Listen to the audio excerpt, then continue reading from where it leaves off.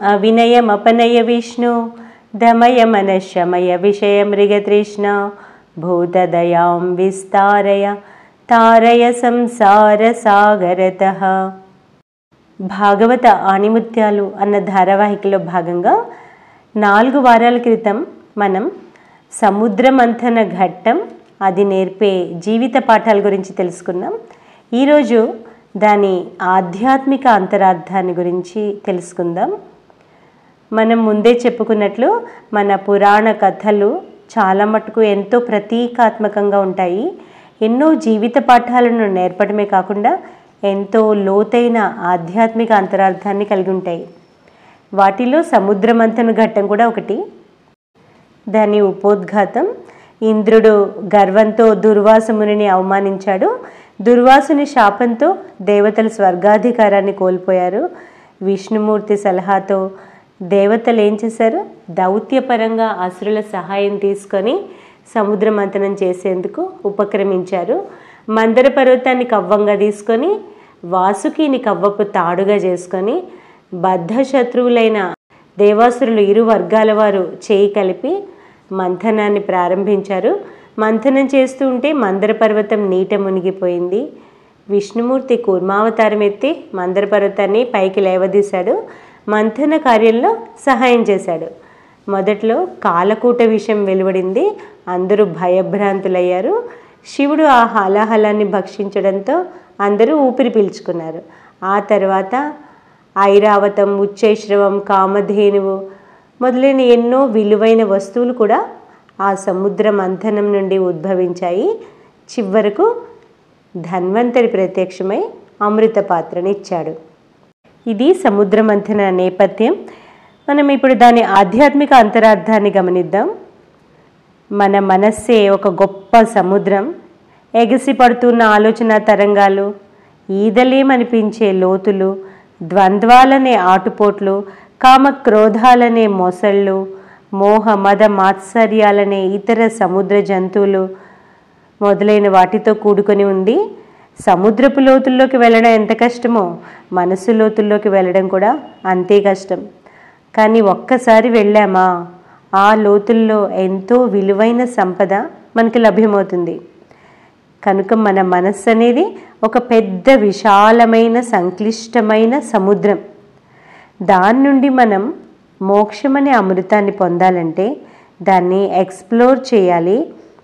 మనకి సాధారణంగా అంత తీరిక ఓపిక ఉండవు. కానీ జీవితంలో షాక్స్ వచ్చినప్పుడు, సమస్యలు వచ్చినప్పుడు కొంత అంతర్ముఖం అవ్వడానికి, ఆత్మవిశ్లేషణ చేసుకోవడానికి ప్రయత్నిస్తుంటాం. అహంకారం అనేది ఆధ్యాత్మిక మార్గంలో ఒక పెద్ద విఘ్నం. దానివల్లే మనకి జీవితంలో సమస్యలు, షాక్స్ వస్తుంటాయి. ఇంద్రునికి అహంకారం కారణంగా దూర్వాసుని శాపం తగిలింది. స్వర్గాన్ని కోల్పోయాడు. అది అతనికి ఒక పెద్ద షాక్. ఇంద్రుడు దేవతలకు రాజు. ఇంద్రుని తప్పు కారణంగా దేవతలు కూడా కష్టాలకు గురయ్యారు. మన మనస్సు ఇంద్రియాలకు అధిపతి. మనస్సు కారణంగా ఇంద్రియాలు కూడా కష్టాలకు గురవుతాయి. కష్టాల్లో ఏం చేస్తాము? గురుజనులను ఆశ్రయిస్తాం, వారి సలహా తీసుకుంటాం. గురువు మనను భగవంతునితో అనుసంధానం చేస్తాడు. ఇంద్రుడు దేవతలను వెంటబెట్టుకొని బ్రహ్మదేవుని వద్దకు వెళ్ళాడు.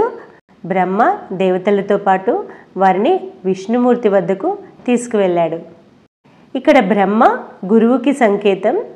గురువు శిష్యుని భగవంతునితో అనుసంధానం చేయిస్తాడు. ఆ విధంగా సాధన ప్రారంభమవుతుంది. అయితే అది ఒక పెద్ద లాంగ్ ప్రాసెస్. జన్మ జన్మల సంస్కారాలని మూటగట్టుకున్నాం. అవన్నీ మనస్సు అనే సముద్రంలో అలజడి రేకెత్తిస్తున్నాయి. దేవతలు అసురులు కలిసి సముద్ర మంథనం చేశారు కదా. అయితే దేవతలు అసురులు ఎక్కడో బయట లేరు, మనలోనే ఉన్నారు. మనలోని దైవీ ఆసురి స్వభావాలు. అంటే ఇక్కడ నెగిటివ్ ఎమోషన్స్కి కూడా చాలా శక్తి ఉంటుంది. వాటిని ఛానలైజ్ చేసుకోవాలి. అందుకే శ్రీరామకృష్ణులు అన్నారు, మోడ్ ఫిరియేదావ్ అంటే మలుపు తిప్పు. అంటే కామం ఇబ్బంది పెడితే భగవంతుని పొందాలనే కోరికను పెంచుకో.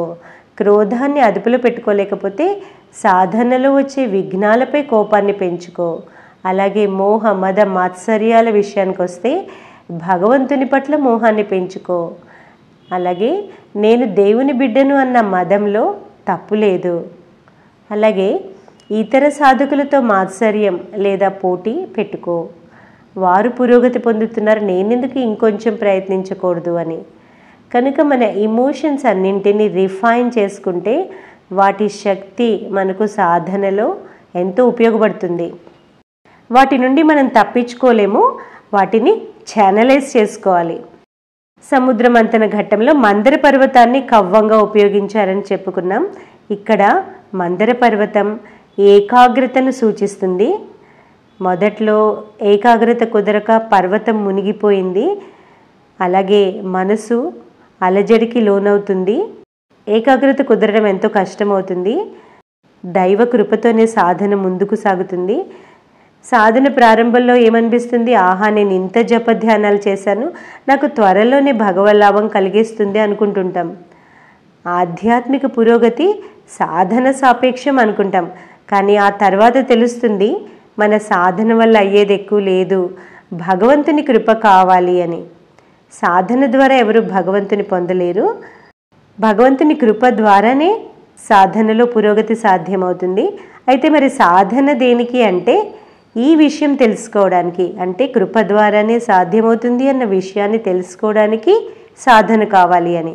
శారదాదేవి అంటారు, భగవంతుడు ఏమన్నా బజారు వస్తువు అని సాధనతో కొందాము అనుకోవడానికి ఇన్ని రూపాయలు ఇచ్చాను, ఇన్ని కిలోల వంకాయలు ఇవ్వు అన్నట్లు ఇంత సాధన చేశాను, ఇంకా దర్శనం ఇవ్వలేదు అని నువ్వు భగవంతుడిని డిమాండ్ చేయటానికి. సాధన చేసే కొద్దీ మనకి అర్థమవుతుంది అంతా భగవంతుని దయ వల్లే సాధ్యం, నా వల్ల అయ్యేది కాదు అని. అప్పుడు శరణాగతి భావం వస్తుంది. ముందు స్వప్రయత్నం, ఆ తర్వాత కృప. భగవంతుడు అంతా తానే చేయగలిగిన ముందు మనతో కొద్దిగా పని చేయిస్తాడు, ఆ తర్వాతే తాను సహాయం చేస్తాడు. ఇక్కడ దేవతలు దానవులు కలిసి కూడా మందర పర్వతాన్ని ఎత్తలేకపోయినప్పుడు విష్ణుమూర్తి ఒక్క చిటికెలో దాన్ని ఎత్తి గరుడుని మూపు మీద పెట్టి సముద్రంలో దించాడు. అలాగే పర్వతం నీటిలో మునిగిపోతూ ఉంటే కూర్మావతారం ఎత్తి దాన్ని నిలిపాడు. ఈ విధంగా దేవాసురులు కఠిన పరిశ్రమ చేసిన తర్వాత వారిపై కృపాదృష్టి కురిపించాడు. అలాగే మనం సాధన చేస్తూ ఉంటే భగవంతుడు మనపై కృప చూపుతాడు. ఇక వాసుకిని కవ్వపు తాడుగా ఉపయోగించారని చెప్పుకున్నాం. వాసుకి కోరికకు సంకేతం. మోక్షం పొందాలనే కోరిక తీవ్రంగా ఉన్నప్పుడే సాధన ముందుకు సాగుతుంది. అలాగే కూర్మావతారాన్ని ఎత్తి మందర పర్వతాన్ని పైకి లేపాడు అని చెప్పుకున్నాం. కూర్మం అంటే తాబేలు. తాబేలు తన ఇంద్రియాలను లోపలికి లాగుకున్నట్లు మన ఇంద్రియాలు మనసు అంతర్ముఖం అయినప్పుడే సాధన సాధ్యమవుతుంది. ఇక హాలాహలం, పేరు వినగానే హడలిపోతాం, కానీ ఇన్నాళ్ళు అది మన లోపలే దాగి ఉంది అన్న సంగతిని ఎరుగం. సాధన ద్వారా ఎప్పుడైతే ఈ క్లీనింగ్ ప్రక్రియ ప్రారంభమవుతుందో అప్పుడు లోపలున్న మురికంతా బయటకు వస్తుంది. అది క్లీనింగ్లో భాగం మాత్రమే అని మనం గ్రహించాలి. చాలా రోజులు ఏదైనా ఊరు వెళ్ళి వచ్చామనుకుందాం, తిరిగి వచ్చి శుభ్రం చేస్తూ ఉన్నాం. చేసిన కొద్దీ క్లీనింగ్ చేసిన కొద్దీ మురికి బయటకు వస్తుంది. తలుపు మూలల్లో, సోఫా బీరువాల కింద, ఫ్రిడ్జ్ అలమారాల పైన పేరుకుపోయిన మురికి, సీలింగ్ నుంచి వేలాడుతున్న బూజులు, ఇలా శుభ్రం చేసిన కొద్దీ మురికి వెలుగులోకి వస్తూనే ఉంటుంది. మన మనసులో కూడా జన్మ జన్మల నుండి కూడగొట్టుకున్న చెడు సంస్కారాల మురికి పేరుకొని ఉంది. కొన్ని శత్రువులు మనకు తెలియకుండానే మనలో దాక్కొని ఉన్నాయి.